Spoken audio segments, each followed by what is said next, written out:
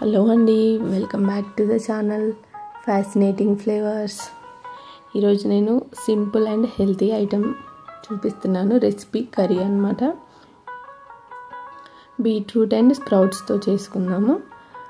First ఒక బాండీలో ఒక 2 to 3 స్పూన్స్ ఆయిల్ వేసుకోవాలి. అది వేడైన తర్వాత తాలింపు దినుసులు, ఎండుమిర్చి, కొద్దిగా దంచుకున్న గార్లిక్ వేసుకోవాలి. 5-6 జీలకర్ర, ఆవాలు, శనగపప్పు. దాని తర్వాత అవి ఫ్రై అయిన తర్వాత ఇంగువ, కరివేపాకు ఒక రెబ్బ వేసుకొని మంచిగా ఫ్రై అయిన తర్వాత నేను మీడియం సైజ్ బీట్రూట్ తీసుకున్నాను. దాన్ని మంచిగా తురుముకోవాలి. వాష్ చేసి పైన పొట్టు పీల్ చేసేసి గ్రేట్ చేసేసి దీన్ని ఇందులో వేసేసుకున్నాము. మంచిగా మిక్స్ చేసేసుకోవాలన్నమాట. మిక్స్ చేసుకొని మూత పెట్టుకోవాలి. నేను దీంట్లో స్ప్రౌట్స్ వాడుతున్నాను. ఓన్లీ పెసలు తీసుకున్నాను. మీరు కావాలంటే మిక్స్డ్ స్ప్రౌట్స్ మీకు నచ్చిన విధంగా యూస్ చేసుకోవచ్చు అన్నమాట. ఇప్పుడు ఇది కొంచెం ఫ్రై అయింది. ఇందులోకి మసాలాలు వేసుకుందాము. పసుపు, ఉప్పు, కారము, కొంచెం జీరా పౌడరు, ధనియాల పొడి, బేసిక్ మసాలాలు. ఎక్కువ స్పైస్ లేకుండా కొంచెం తక్కువ కారం వేసి చేస్తున్నాను నేను.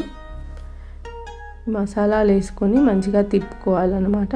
తిప్పుకొని కొంచెం పచ్చివాసన పోయేదాకా వేయించుకోవాలి.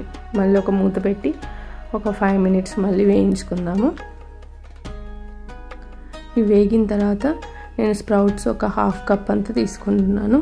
మీరు కావాలంటే మీ క్వాంటిటీని పెంచుకోవచ్చు, తగ్గించుకోవచ్చు.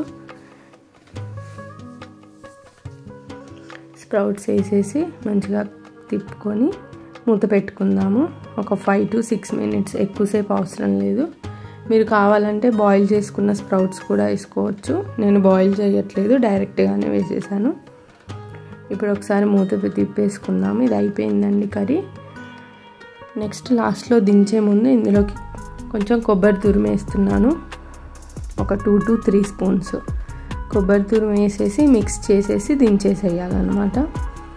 అంతే అండి, అయిపోయింది. Easy PG and healthy recipe అన్నమాట. బీట్రూట్ తినని వాళ్ళకి ఇలా చేస్తే పిల్లలు కూడా తింటారు. అండ్ చపాతీలోకి బాగుంటుంది, రైస్లోకి కూడా బాగుంటుంది.